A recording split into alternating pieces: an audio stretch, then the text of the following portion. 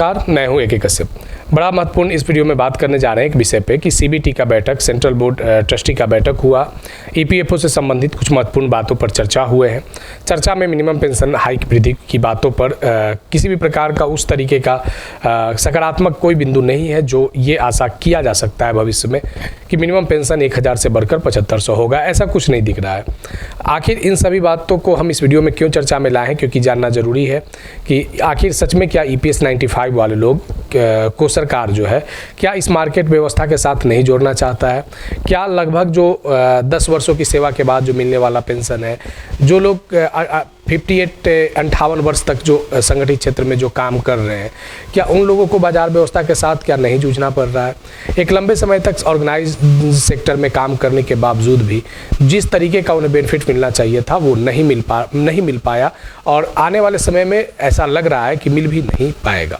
दूसरा एक बड़ा महत्वपूर्ण बात है यहाँ पे ये है कि अगर EPFO से संबंधित अगर बात करें तो बहुत सारे जो वाद है, केस है, ये माननीय सर्वोच्च न्यायालय और उच्च न्यायालयों में अलग अलग दायर है। अब यहाँ पे बात ये आता है कि जिस तरीके से भारत में 3 नए महत्वपूर्ण कानून जो लागू किए गए, श्रम मंत्रालय, भारत सरकार, अब यहाँ पे श्रम मंत्रालय और भारत सरकार ने बिना किसी उस तरीके का कोई सजेशन लिए हुए, बिना कोई हितधारक से सुझाव लिए हुए कुछ बड़ा महत्वपूर्ण बदलाव कर दिया है, जिसके कारण अब लोगों का जो आशा है मिनिमम पेंशन बढ़ोतरी को लेकर अब वो टूटता हुआ दिख रहा है।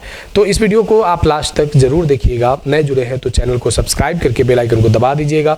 वीडियो अच्छा लगेगा तो लाइक शेयर जरूर कीजिएगा। कोई सुझाव होगा तो कमेंट में जरूर लिखिएगा। देखिए, EPFO संगठित क्षेत्र के कामगारों में भारत का सबसे बड़ा सेक्टर है। अगर बात करें यहाँ पे फंड की, तो फंड की भी यहाँ पे कोई कमी नहीं है। ये जो EPFO जो संस्था है ये संगठित क्षेत्र के कामगारों के हित के लिए काम करती है, लेकिन यहाँ पे सबसे ज़रा महत्वपूर्ण और गंभीर विषय ये है कि जो EPS 95 से संबंधित लोग हैं, यानी EPS 1995 से संबंधित लोग हैं, उन लोगों को लगा था कि मिनिमम पेंशन में बढ़ोतरी होगा। अलग अलग सोर्सों में भी ये बातें चले थे कि मिनिमम पेंशन जो है वो मार्च 2026 तक, जिस तरीके से प्रोटेस्ट किए जा रहे थे संगठनों के द्वारा, तो ऐसा लग रहा था कि मार्च 2026 तक कुछ पॉजिटिव बातें निकल कर आएंगे और मिनिमम पेंशन हाई वृद्धि होता हुआ लोग देखेंगे। यानी 1000 से बढ़कर 7500 तक की बातें जो चल रहे थे वो लग रहा था कि मार्च 2026 तक ऐसा संभव दिख सकता है। लेकिन जो अलग अलग जो सोशल मीडिया प्लेटफॉर्म पे, प्रिंट मीडिया में अलग अलग जो चर्चाएं चले, ये अब चर्चाएं जो है वह एकदम बिल्कुल गलत साबित हो चुके हैं, क्योंकि ऐसा सरकार का कोई मंशा नहीं है कि मिनिमम पेंशन हाइक 1000 से कर वो 7500 कर दे।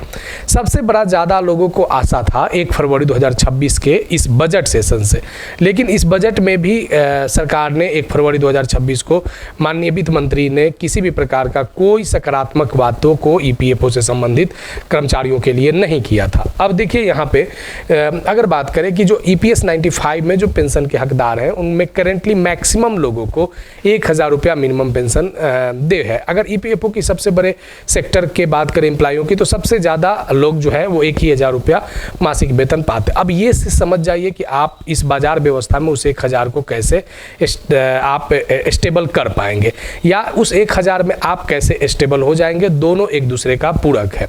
अब यहाँ पे देखिए कि जो पेंशन मिलता था EPFO में, उसमें 10 साल की सर्विस अनिवार्य है, यानी 10 साल की सर्विस के बाद ही आपको वो पेंशन मिलता है। और EPFO के जो कर्मचारी होते हैं वो 58 साल तक संगठित क्षेत्रों में काम कर सकते हैं। पेंशन के लिए जो कैलकुलेशन यहाँ पे जो निर्धारित किए गए थे, क्योंकि पेंशन कैलकुलेशन को समझना जरूरी है। पेंशन कैलकुलेशन के लिए यहाँ पे 2022 में माननीय सर्वोच्च न्यायालय का भी एक आदेश आया था।